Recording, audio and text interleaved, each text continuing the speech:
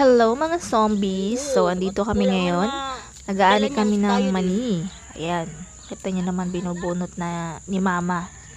Si mama yung nasa video na yan. Yung ibang mani, kakaunti yung laman niya.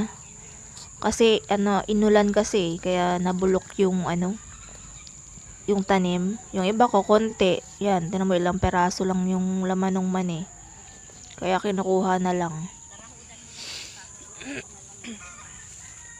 Yan, tulong sila ni tita sa pagbunot ng mani.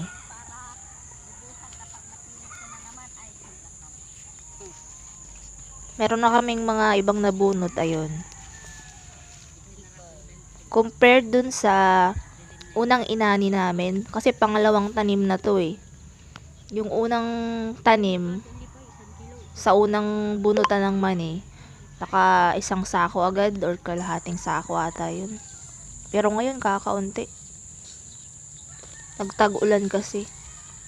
Kaya nabulok yung puno. Tapos pineste pa. Kinain ng mga daga. Ayan, kakaunti yung laman. Merong iba na marami siyang laman, pero yung iba kakaunti oh.